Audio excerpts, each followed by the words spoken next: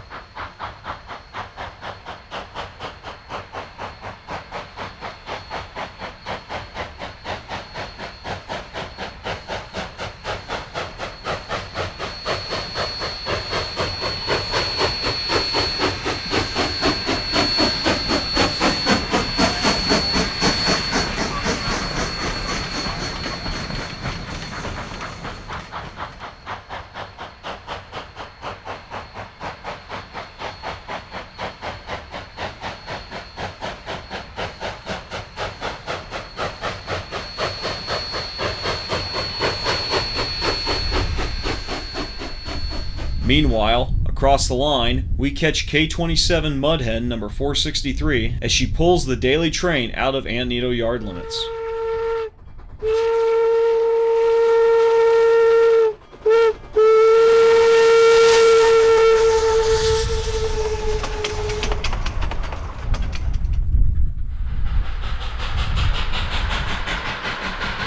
We're at Lake Lobato as we catch the Chama high noon train leaving the Narrows and preparing to arrive at Lobato.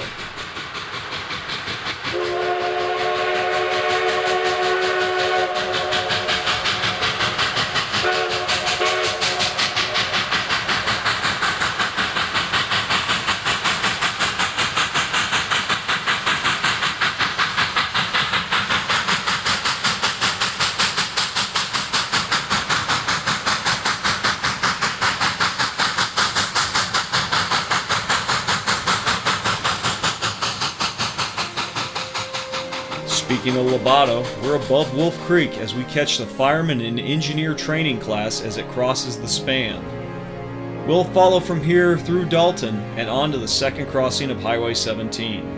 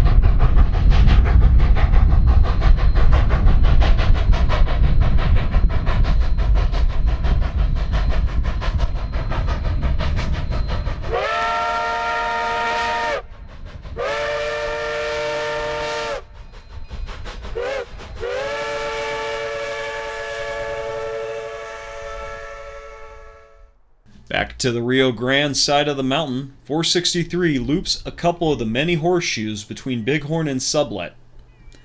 These broad sweeping curves allowed trains full of supplies to take the gentlest grades out of the San Luis Valley to haul supplies to the mines in the San Juans and the Silverton mining district with ease.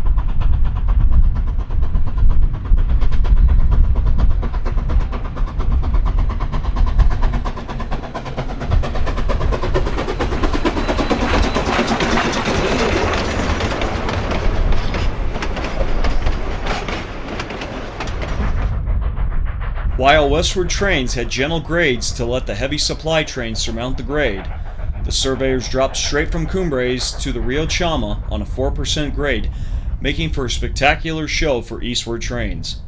We're high above Wolf Creek at Hamilton's Point as the westbound training special threads the gap here, followed later in the day by the high noon train.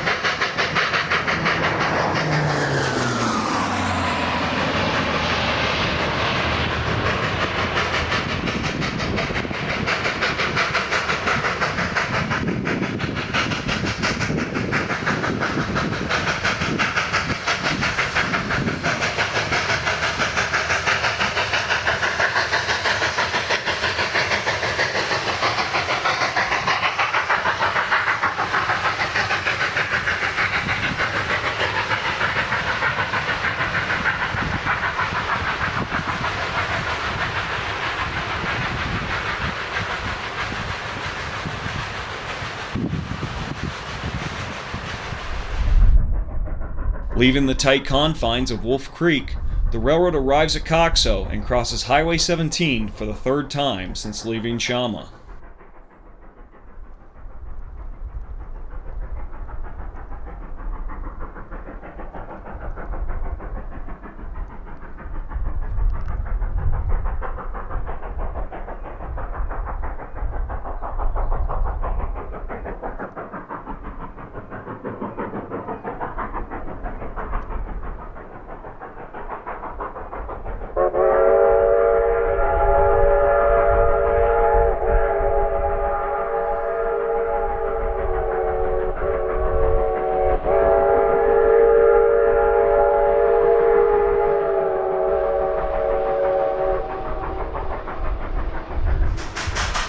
On a beautiful summer evening, we catch 487 pulling the Friends of the Cumbres and Toltec's Moonlight train as it performs a run-by at Coxo.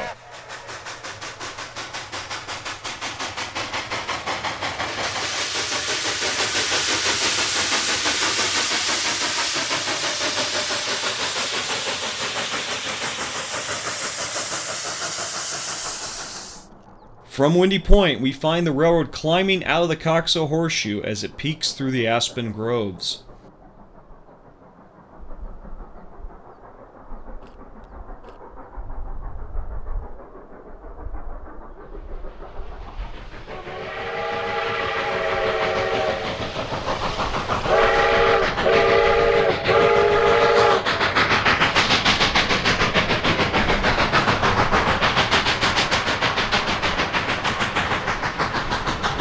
Rounding the volcanic escarpment of Windy Point, the train makes its final push into Cumbres at 10,015 feet above sea level, the dividing line between the Rio Chama and the Rio Grande. Both rivers eventually join near Espanola and drain towards the Gulf of Mexico. While Cumbres Pass is on the Continental Divide Trail and the railroad passes the path on the old Highway 17 trestle, the pass is not the crest of the continent. Instead, the Denver and Rio Grande surmounted the Great Divide 10 miles west of Chama at Azotea.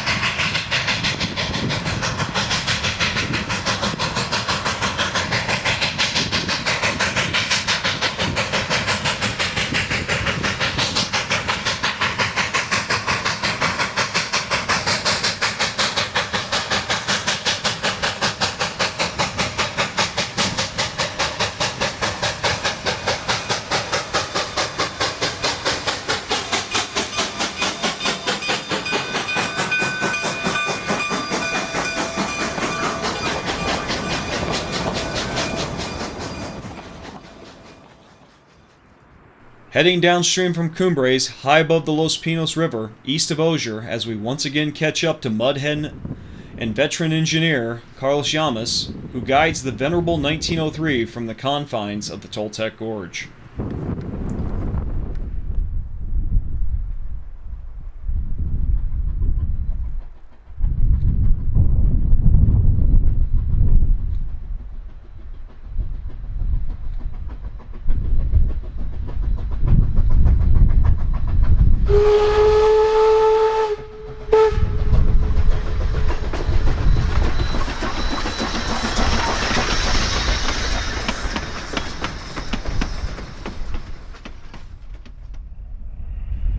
Drifting down from the summit, the engineer and fireman's train is rolling along the shelf high above the Rio de los Pinos and the Los Pinos siding. After it rolls by, we'll turn 180 degrees and catch it rolling across the trestle across the river.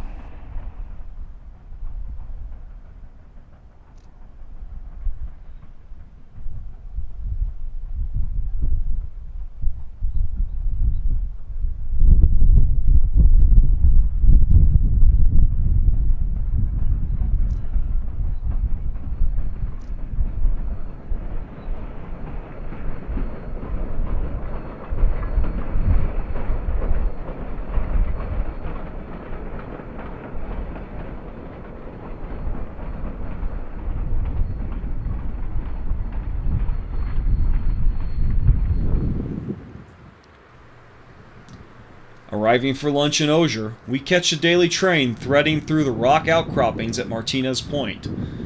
This is the location of a major line change nearly 20 years ago, which brought the railroad further in from the edge of the valley.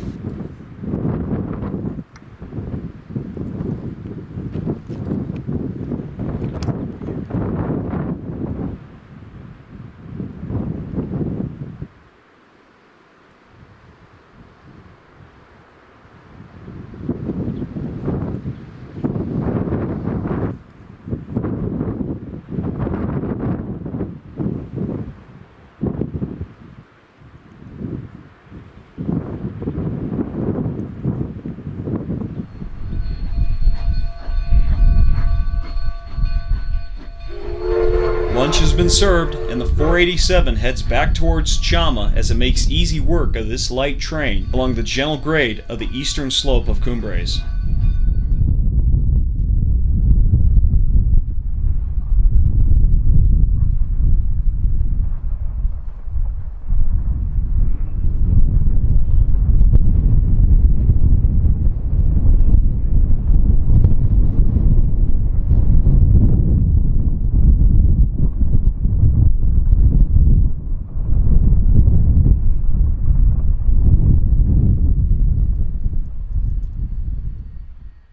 Back at Cumbres, the high noon rounds the former snowshed-covered Y at Cumbres as it makes its way back to Chama.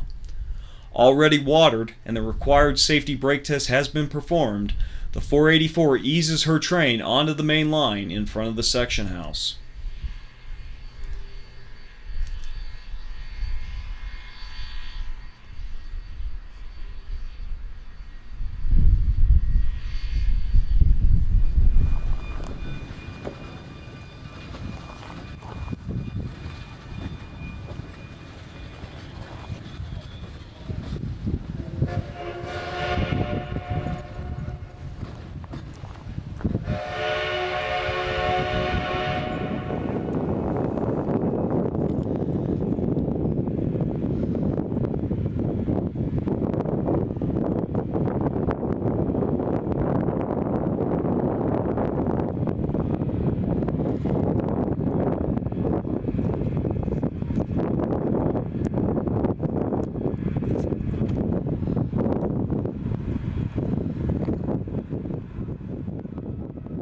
Easing along the descending slope of Windy Point, the 484 will roll through the horseshoe at Coxo and roll past us just beyond the crossing of Highway 17 at Perry's Pond, so named for its scene setting in many a photo taken by the famed Colorado Railroad photographer Otto Perry, who documented many a train along the Rio Grande and Santa Fe railways in Colorado and New Mexico.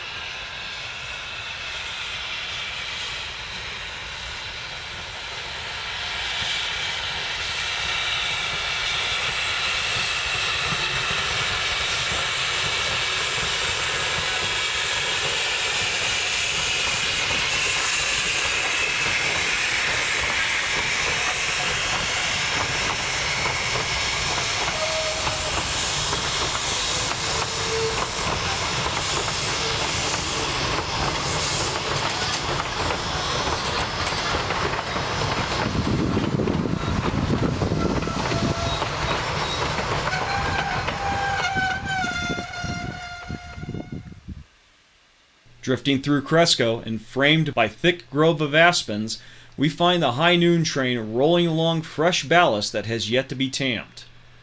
While not original to the Rio Grande narrow gauge, crushed rock now replaces the packed dirt of old, resulting in easier maintenance, extended tie life, and a smoother ride for both passenger and locomotive, which translates into less need for extensive running gear repairs.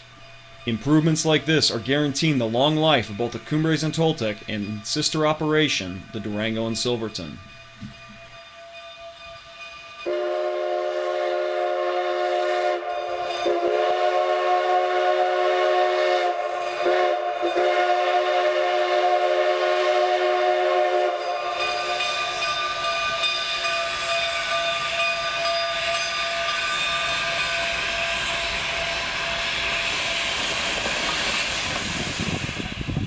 Between Cresco and Dalton, the 484 navigates the S-curves just before the second crossing of Highway 17.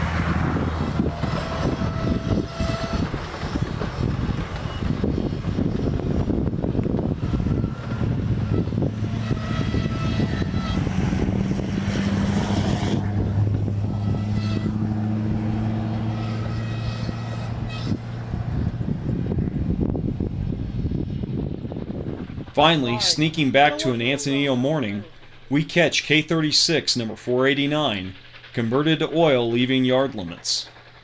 The conversion of these locomotives to oil burning is just another necessary change to ensure the continuation of steam power in the Rocky Mountains, as a changing climate makes it harder to run the coal-burning locomotives exclusively on this railroad.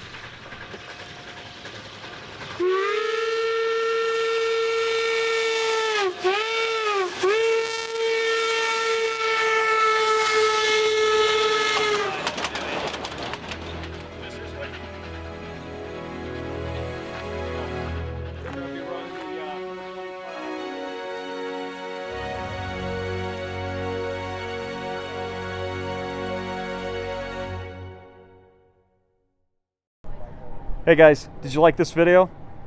If you haven't already, make sure you click subscribe, like, and watch more of these videos over here. Or is it over here? I don't know. We'll see when the video plays. Thank you.